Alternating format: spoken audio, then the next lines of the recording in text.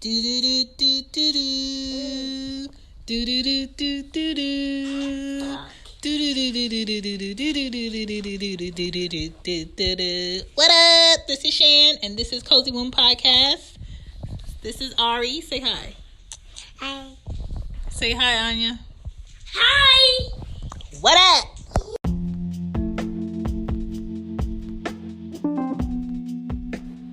Hey, you guys. It's Shan. What's up?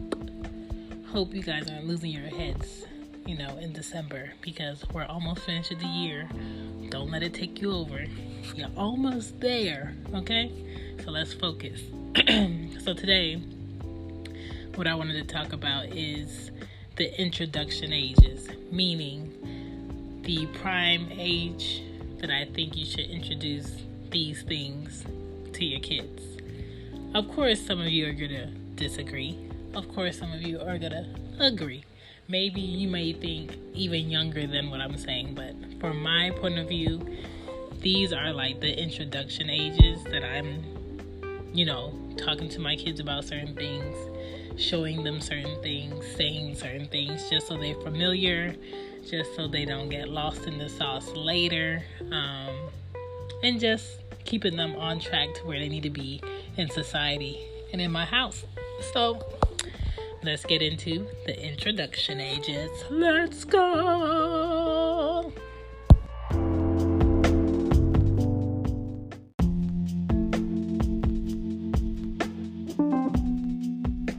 All right, so I'm gonna start from age 1 going up to like 35. All right, if you want to get your pen and paper, you can get your pen and paper.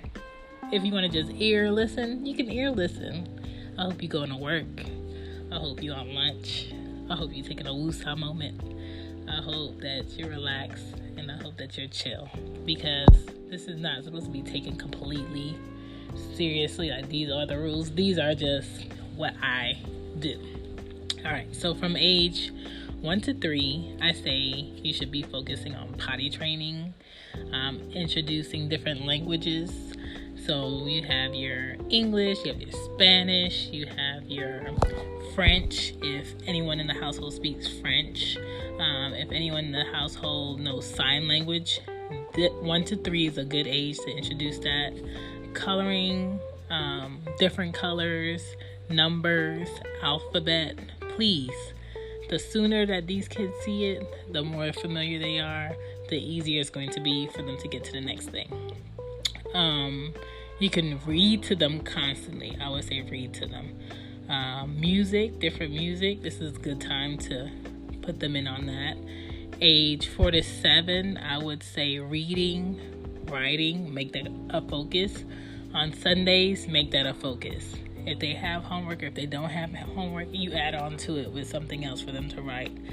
Make sure that they learn all of their names, their first name, their last name, their middle name, all of that. Make sure they understand the differences between sir, madam, miss, Mrs., all of that. What else? Cell phone number. Your child should know your cell phone number between the ages of 4 and 7. Somewhere in between there, they need to know their phone number. They need to know your phone number. They need to know their school phone number. They need to know emergency numbers. Talking about body parts, you should be doing that between 4 and 7. I'm not talking about like cute names. I'm talking about realistically what it's called. Because let's be real, we live in a society of real creeps. And if something happens, your child needs to tell an adult, an authority figure, and or you what happened, where, and how. And you can't be giving things nicknames. So call it what it is. Even now I'm explaining, to my 5-year-old, why is this and why does that have that, and just going into deets, because the more she knows, I feel like the more comfortable she will be as her body changes. I feel like the more comfortable she'll be if something happens, and she needs to tell me, so I tell her. Tablet usage. Monitor tablet usage, but allow them to use the tablets, because believe it or not, these iPhones, these iPads, these Samsungs, these Androids, these whatever consoles that these kids are using, they're not for us. They're for them, because by the time they get to be adults in the world, everything primarily is probably going to be touchscreen, and they're going to need to know how to maneuver through different software. So allow them to do it, just monitor how often they do it. Age 8 to 13, boy, I am dreading this age. I just feel like between 8 and 13, this is when your kids start talking back. This is when your kids start sharing their opinions outside of their head when they're not asked for.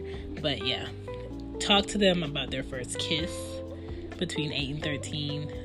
Period talks for boys and girls, because that's a loophole with adult men these days, is that they really don't understand the woman's body, and they go off of like stereotype thinking about, oh, they say. Well, who is they? Well, let's give the boys and the girls the facts. So talk to the boys and the girls about periods, what it is, how it works, what happens, puberty, what it is, how it works, what they need to do, what they need to do to not smell, what they need to do to look groomed, all of that. They should be mouth washing, the importance of flossing, the importance of shaving them armpits, the importance of really scrub-a-dub-dubbing, okay? Because let me tell you what, I remember when my brother was in between these ages, and when I tell you, you could smell where he'd been in the house, that body odor was potent, okay? Talk to them about that. The importance of deodorant, powder, the importance of not sharing bottled waters with people in school, how mono is a real thing. Kids die from it all the time. How the sex talk, I feel like, should be between the ages of 8 and 13. Boys get curious around 8, 9, and 10. Girls probably get curious a bit later on. If she's a little fast, it might be sooner. Let's hope that's not the case. But yeah, talk to them about that. Talk to them about how sex is just not through, the vaginal part. Sex these days could be your mouth on body parts, things inside of holes on your body parts. Talk to them about that. Talk to them about the importance of condoms. I think if you make your child more aware of the smart ways of being sexual active, I think you're going to be better off than them being dumbfounded by everything that comes with being sexually active. The last thing you want is like your child out here in the world naive, and because you don't want to talk about it, because you don't want them doing it at all, it's not talked about, and then somebody else teaches them the wrong way, or somebody else tells them lies, and oops. No, ain't gonna be no oops. I'm telling you everything. And I'm not telling you to do it. I'm just telling you, if that was a situation, this is what you do. There's a difference. There's a difference. And I feel like it should be talked about. Curiosity between ages 8 and 13 is running wild. Have the baby talk. Babies don't come from the sky, hate to tell you. Babies don't come from the hospital, hate to tell you. Babies come when you do things to make babies, period. Yeah, all of that. Talk to them about it. Talk to them about their behavior between age 8 and 13 can last until their adult life, can affect their adult life. I mean, in Florida and a lot of southern states and Midwest states, your behavior in school, they're attaching it to an adult's basically rap sheet with jail time. So just be aware of that. Know your state laws and what applies and what can happen if your child is misbehaving and how long that will carry on behind their name. And make sure your kids know between age 8 and 13 that they represent you and your family when they leave your house and you're not with them. So you should be pushing values between these ages. You should be pushing respect and how to earn people's respect and how to be a leader between age 8 and 13. Just because you like a friend doesn't mean that friend is forever. Trust me. If you don't agree with something that your friend is doing between the ages of 8 and 13, do not follow. Stand up for yourself. All of that should be between that age range. 14 to 17, you should be having your first job. You should be knowing what your boundaries are and the importance of having boundaries. Shoot, I'm 31 and I still got boundaries, okay? Boundaries are a good thing. You should be in extra activities after school, so you're not dilly-dallying, getting yourself into trouble, saying you're quote-unquote bored, because I wish I can go back to 14 and 17 and not have the priorities that I have today in adult life, because it's a lot easier than being 31 out here. Trust me. Between ages 14 and 17, you should be stressing the importance of having a budget and savings, having goals. You should be talking about, where do you see yourself, in your 20s? What do you want to do? What options do you want to have? Are you looking to have your own car? Are you saving to have your own car? Have you read your learner's manual on how to drive? Do you know the laws? Do you know the signs? Are you driving with your teenager? Are you practicing with them? Are you getting them a driving instructor? My mom got me a driver instructor. It was $175 per session. Every Wednesday he would take me out for 2 hours and we would go driving, because none of my brothers wanted to teach me. My uncle didn't want to teach me. My aunt didn't want to teach me, and my mom didn't drive. So that's how I learned how to drive. But that's what should be talked about. 16 plus is, God forbid, but when I hope my girls are losing their virginity. How old was I? I was 17. Not that I want them to, but I hope that is 16 and older that this happens. I mean, prom. Hello. Mine was at prom. Hate to bust your bubble. Boop. Mine was at prom. Just make sure they're knowledgeable about what they need to do, how to safely do it, how to make sure that the person they do that with, they trust, they know. I knew my boyfriend at the time for I want to say 2+ years, and he was my neighbor. Come on now, I will come find you. Just make sure it's in an environment where they feel safe. As parents, I know my mom knew, but it's just one of those things that we didn't need to talk about. But she knew I didn't do anything stupid. But when it did happen, that I was smart about it. I was smart about who it was with, and it was just something we just had an eye to eye, agreement on. Okay, all right, moving on. That's what happened. But that age is probably where that's going to happen. Just make sure they're prepared. Age 18 to 24. Whew. This is where you're going to have your first car. Finances and budget are going to come into play. You're going to see how important $50 is in real life versus $50 to get a game, $50 to buy shoes, $50 to buy jeans, $50 to buy just pointless things that really don't put a dent in things to help you are not important. You're going to see what things are not important. When you have to pay your own insurance between the ages of 18 and 24, good luck, because in Georgia it's very high. College, you should be in college by this time if you plan on going to college. But I will say, personally, if I had to do it over, I would have waited to go to college, so I could really get an understanding of what major to pick that'll push me more in a better direction in adult life than picking a artistic major, because that's pretty hard. It's a long way of debt when you pick an artistic major, because when it comes to art, I mean, everybody loves art. Most people. Not everybody understands it, and a lot of people don't look at it as a need.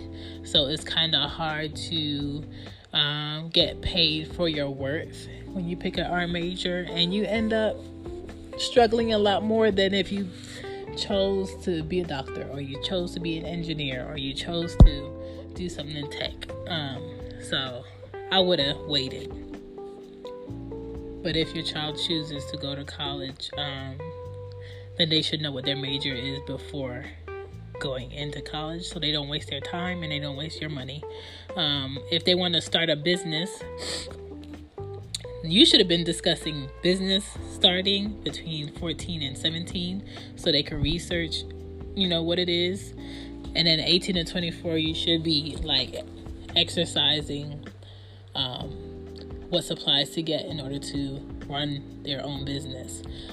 Especially if one of the parents comes from like a financing background or is an entrepreneur themselves. They're like a good person to have. Between 18 and 24, they should have at least 2 mentors in their life. It could be a family member, it could be a family friend, it could be a professor, but someone, giving them wise words of encouragement as they get older, so they make smart decisions for themselves. Age 25 to 30, you start making more permanent, long-lasting decisions. You should be finishing school, at least, or if you go into grad school, maybe you're in that. You should have your own place.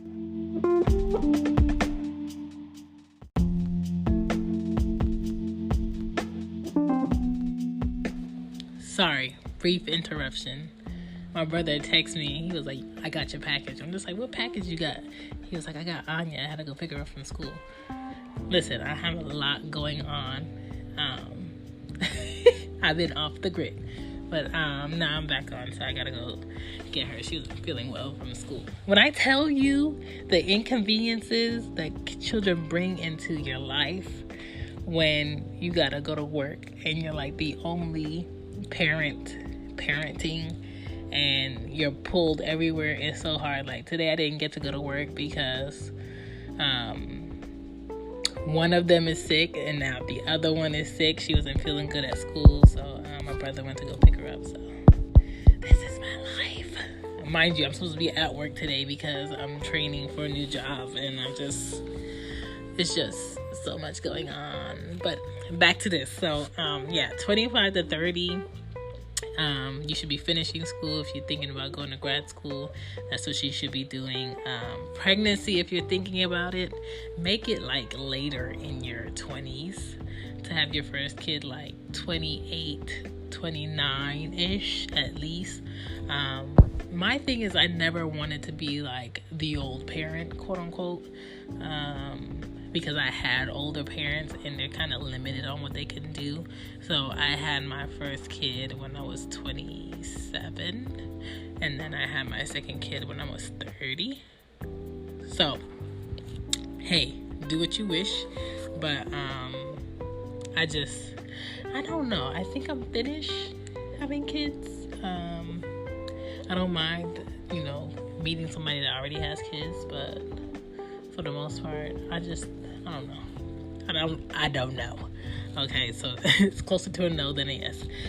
Age 30, you should be looking to purchase your own condo or your own property or your own house. And the reason why I say condo, property, or house is because if you have your condo, you can always own it and have tenants. If you have property, you can always flip that property and make double the profit depending on the location, sometimes triple the profit. And if you just want to buy your own home, 30 and early 30s is a good time to do that. 31 to 35, if you're with someone for a while, and a while meaning 5+ years, 4+ years or more, you should be thinking about marriage. Marriage more so being 32 and up, I think, is a good age. 31 to 35, you should be blending families, traveling, saving for your retirement, talking about what you think your retirement should be like with the person you're in a relationship with, in a marriage with. You should be spending wisely, making good investments. You should be talking about how you guys want to take care of your parents. Once your parents are, older, they become your kids. Sad to say, they become your kids. They start to rely on you more. They get sick. They get just not their best. So I would look into that. What else can I say? I don't know. Make wiser decisions in between 31 and 35, and then after 35, that's up to you. That's up to you to make sure you pay your debts. That's up to you to plan the next 10 years, travel internationally after you're 35, have a good career. You shouldn't be having a job after 35. You should have a career, like something you love, something that fulfills you, to help you gain in life. That's something you should be looking forward for. So yeah, that's my 2 cents on that. So I don't know. I think that's a good intro to the intro ages of what I think. What do y'all think? I gotta go get a kid, so see you guys later. Bye.